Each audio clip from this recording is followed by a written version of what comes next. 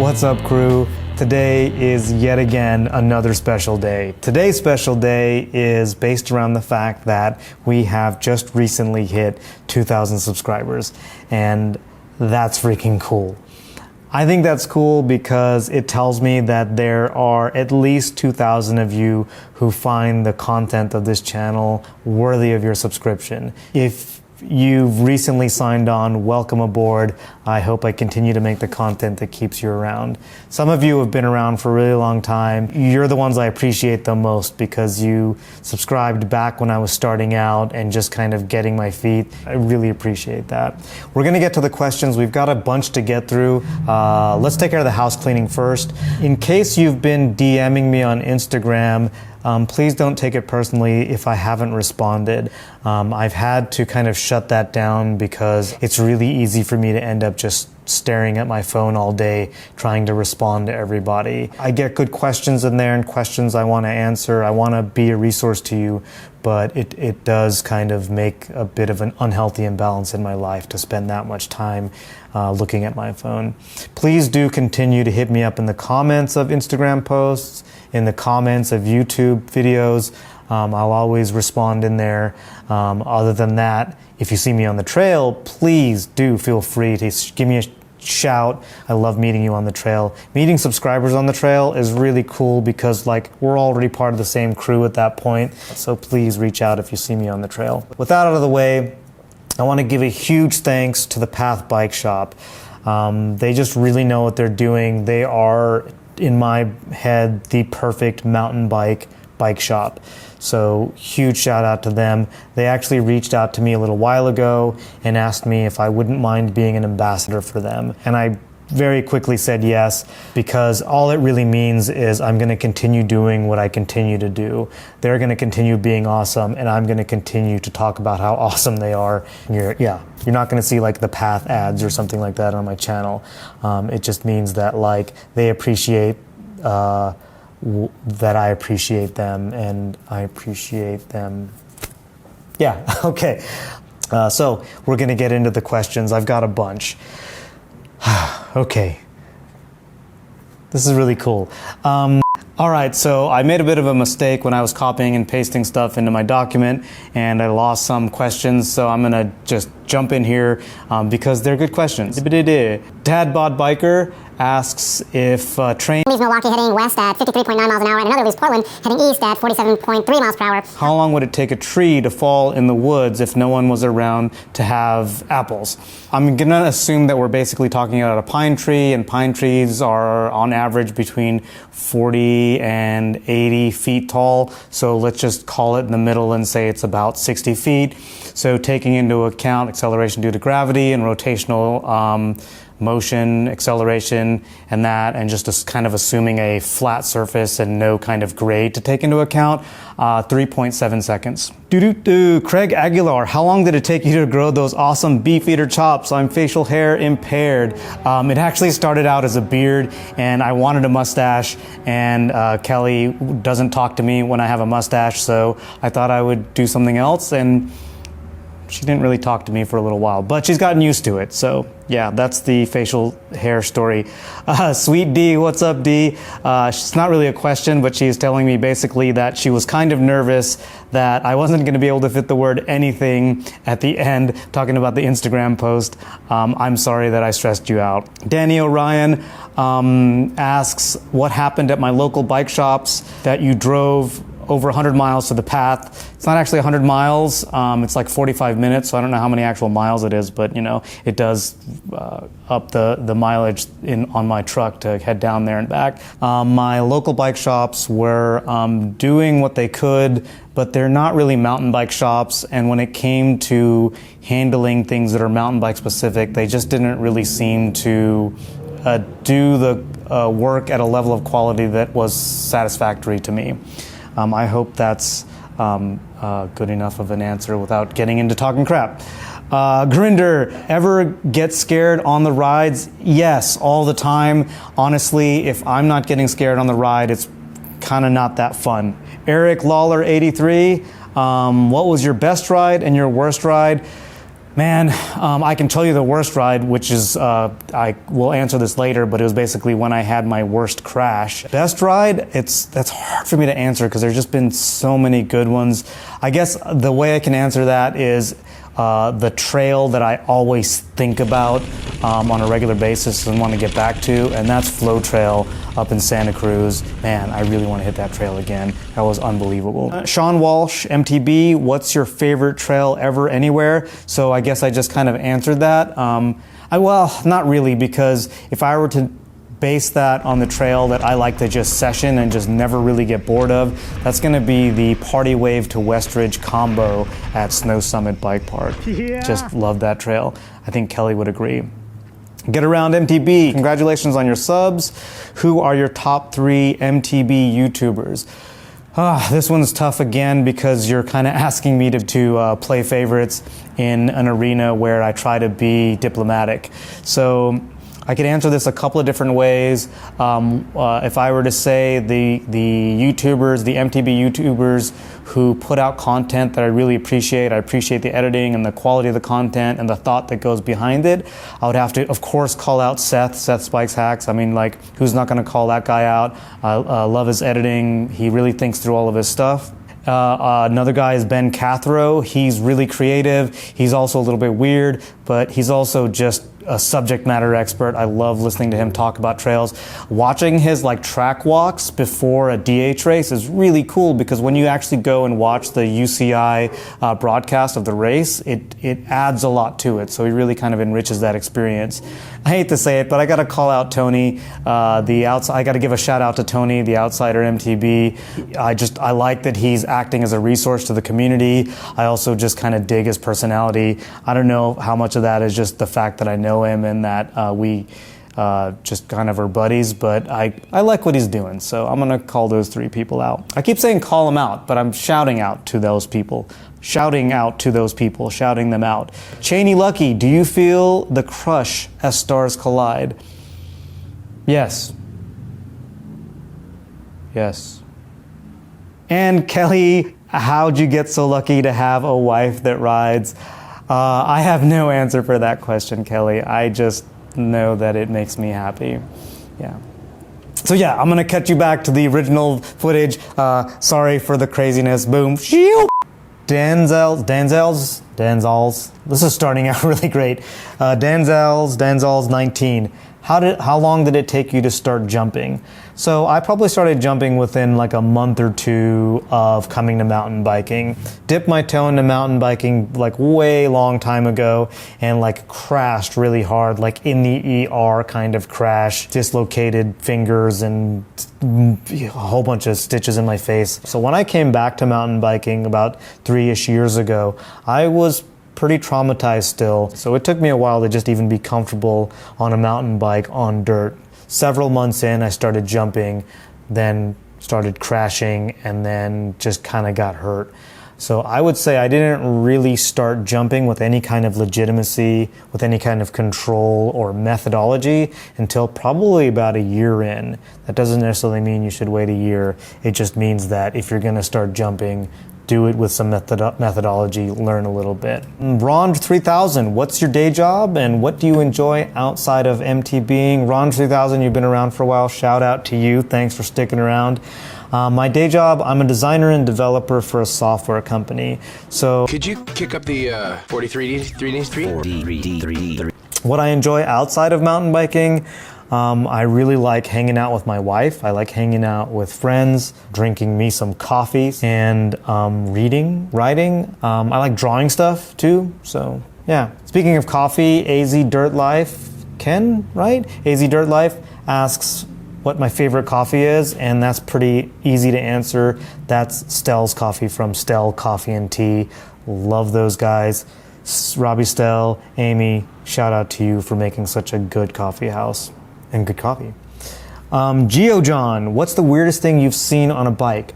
So this is only weird until you realize how rad it is.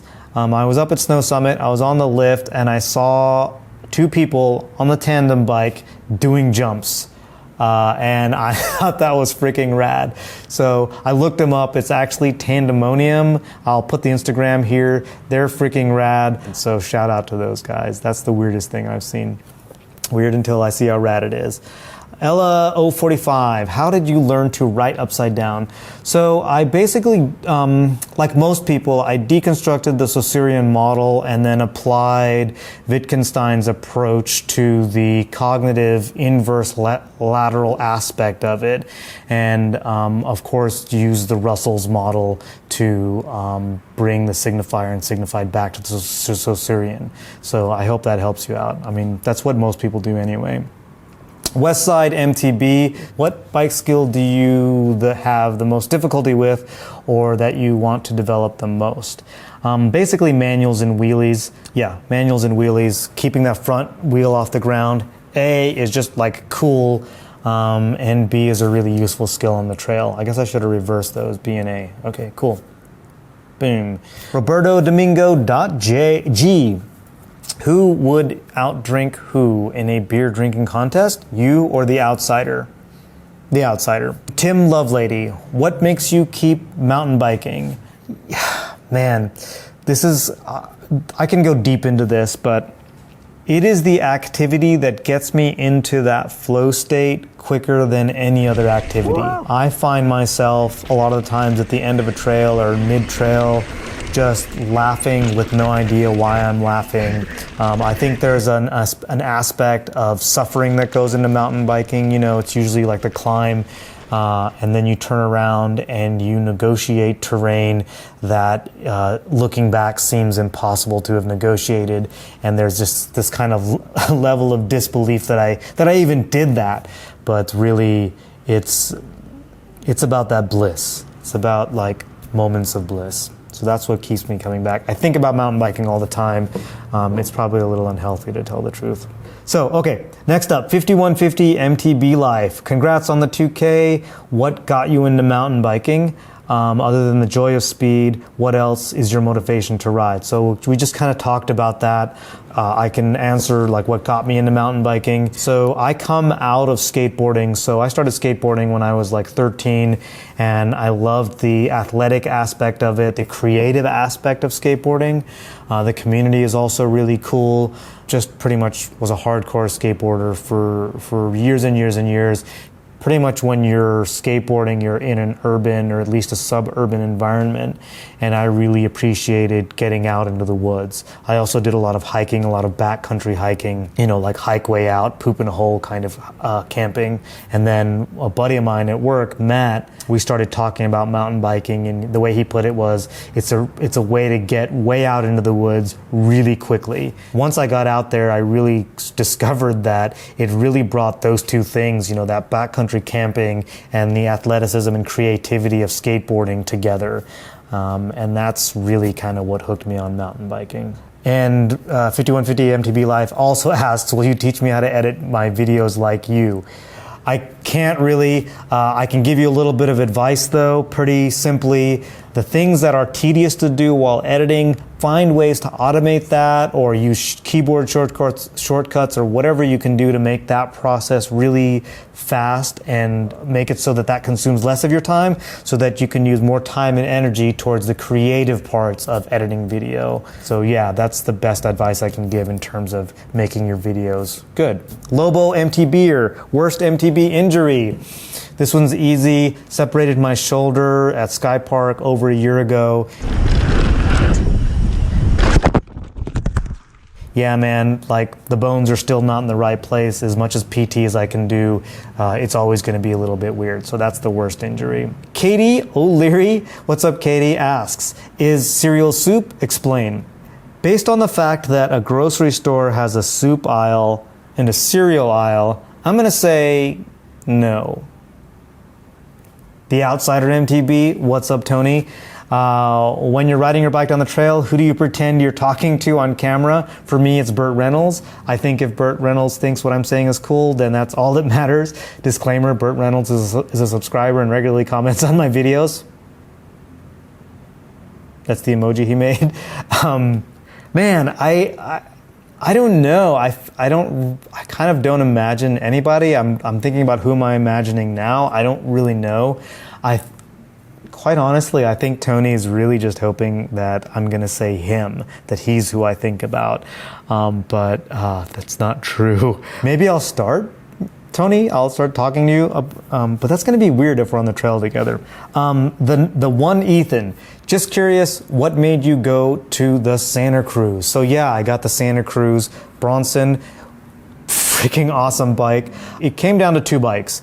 There was the Transition, I keep wanting to say payroll, the Transition Patrol and the Santa Cruz Bronson. I had a lot of fun on both of them. So a little bit of history, I demoed a whole bunch of bikes, and a lot of the times while I was riding those bikes, I would be thinking like, wow, this really tracks really well, this climbs really well, this does that. And when I rode the Bronson, I was just hooting and hollering and having a good time. I actually demoed it in on two different occasions, and I was that way with the Bronson in both cases. And I actually experienced the same thing with the Transition Patrol, hooting and hollering, having a good time, not thinking about linkages or any of that stuff, just having a good time. Yeah, so I was trying to decide between those two, and it came down to the fact that I can fit a water bottle in the front triangle of the Santa Cruz Bronson, a full-size water bottle. I know that's silly, but when you have such good bikes, a lot of the times it can come down to a small piece like that. But the real deep reason is that the Path sells Santa Cruz. I believe they used to sell Transition, but I guess the relationship isn't there anymore. So I definitely wanted to get a bike through the Path because they're such an awesome. They're such an awesome shop, Santa Cruz. All right, Frank Piazza asks if I could live somewhere other than SoCal for MTB, where would I choose? This one's pretty tough because I really enjoy mountain biking in Southern California. There's so much to ride here, so many different types of terrain. Obviously, we don't have as much like loam and roots and stuff like that, like you get up in the PNW. That's maybe where I'd want to go. There's also a buttload of rain up there and a lot of period during which you can't really ride.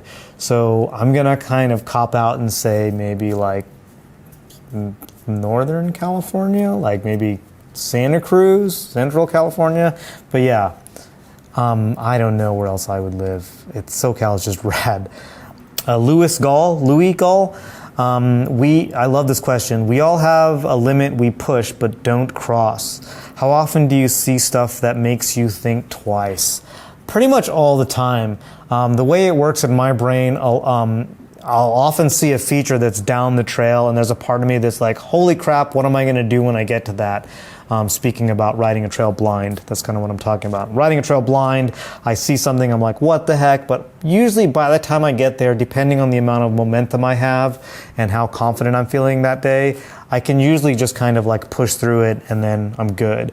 I would say the last time I was riding a trail where I saw stuff that I was like, needed to get off the bike and walk was when I rode Simi Valley. Man, there are some legit gnar features. Yeah, that's how often that happens, occasionally. Crashing Dad, what's up, Shane? Favorite instant ramen flavor? He's given me some choices here: shrimp, oriental, pork, beef, or chicken. Oriental. Any extras to spice it up? Egg, scallion, sriracha. The main extra I use to spice it up is boiling water. Put it in there, turns into a soup. Galactic Samaj, great name. What do you think helped you the most with your progression as a rider overall? The term I like to use is earned confidence. So starting out, I think I had a lot of kind of undeserved confidence, and that got me into a lot of trouble. Eventually, though, I was more patient on the trail and more willing to session things. So I was patient enough to get off, look at something, see how I might hit a feature, and then would session that. So using patience and repetition in order to gain earned confidence. I think that's really kind of what helped me progress. Because that really kind of builds that foundation, and then you can build on top of that. It makes it a lot easier to ride trails blind. Hope that helps. Lifted Adventure asks, I'm all into sending drops right now, so what's the biggest drop you have done? I mean, maybe this isn't fully legit, but there's a bridge on Neverland up at Sky Park, and you can roll it, but I usually just send it off actually pretty much all the time. I just send it off the end of that thing. That's maybe, what, 5 feet? Somebody let me know in the comments how tall that thing is, but I will send it off that thing. Also the 55 bridge on Lower Arrow at Sky Park, I'll send it off of that thing too. So is that a drop? I don't know. That's my answer. I'm gonna stick with it. Mo Kings, where did you grow up riding and at what age? So I didn't really grow up riding. Like I said, I started with skateboarding. I started riding around age, I guess, 42 or 43, somewhere in there. So I grew up riding in Southern California. Grew up riding. Have I grown up yet? Tehachapi 98. After a long day of riding and wearing a helmet, how do you keep your beard looking amazing? I'll have to ruin the magic for you. I'm usually doing this before I start recording on the GoPro. So if you ever see me on the trail going like this, it means I'm getting ready to do a bit of vlogging. Dennis Weiss, do you plan on doing any racing? I don't actually plan on it. I wouldn't turn it down. Just trying to find the time to do it. I enjoy racing. When I race, I love it because it's like, that's what we're doing. We're racing. So racing is awesome. Preston Petty, what bikes do you have and what's so special about them? So right now I've got the Bronson and I've got the Recluse. What's so special about the Bronson? If I can call out one thing, it's the updated lower linkage system, or their lower linkage layup. I love that thing. It's still VPP, so you get good pedaling platform. It's still lively, but then over the chunk and stuff like that, it just feels like it has a lot more travel than it really does. What's so special about the Recluse? The thing is for sale. It's in really good condition. Just had the path rebuild the shock and redo all the pivots and everything like that. So that thing's ready to be sold. So that's what's so special about that. That is a rad bike, by the way. There's a part of me that's a little bit sad that it's not getting any use. So yeah, if you want to help out and buy that bike and get that thing back on the trail, ripping around, let me know in the comments. Dylan Christensen, do you give lessons? You don't want lessons from me. Or do I know anybody local to the IE that does? The closest place you're gonna probably find lessons is Sky Park up, if you know where Sky Park is at.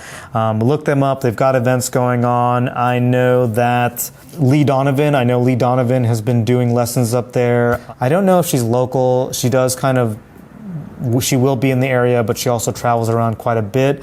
If you're willing to go to the OC, check out the path, hit them up, connect with them, because they have regular events going on where you can just, sign up.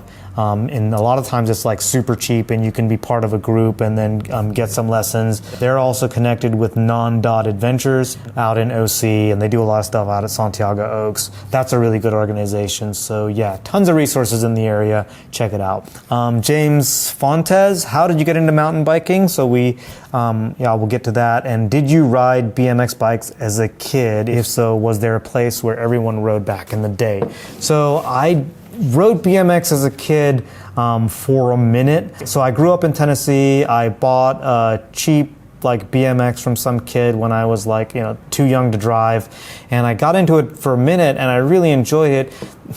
Sadly, I was brown and in Tennessee, and pretty much all the other kids that rode BMX, I believe there was a little bit of ethnic prejudice going on there. So it was hard to kind of connect with them, and a lot of times I would actually be at a spot riding, and if a crew of kids showed up, I didn't always know how safe I was. It was a different time back then in Tennessee. I'm not saying that BMXers or anything like that or anything. It's just kind of how things were in that area with those kids. So that was too bad. I did get into skateboarding, and I think we kind of talked about that. So, all right, so last question. Augie Heavener, have you ever been on some big mountain bike trips like Oregon or Utah? I've done Santa Cruz. That was the one mountain biking trip that I did, and it was freaking rad. SoCal Demo Forest, freaking Flow Trail, all those other trails around there. That place is rad. I want to head back up there. Yeah, so that's the big trip that I've done. All right, so yeah, thanks to everybody for subscribing. I hope you've dug this. Ask me anything. I'm really stoked at how many questions I got. I'm using up my entire memory card. I'm about to run out of memory. Hope you dug it. If you dug it, hit the like button. If you didn't so much like the video, hit the comment button. Let me know why. And if you haven't already subscribed, subscribe. Hit the subscribe button. See what happens. You might get more videos from me. Yeah. I don't know what to say. Thanks.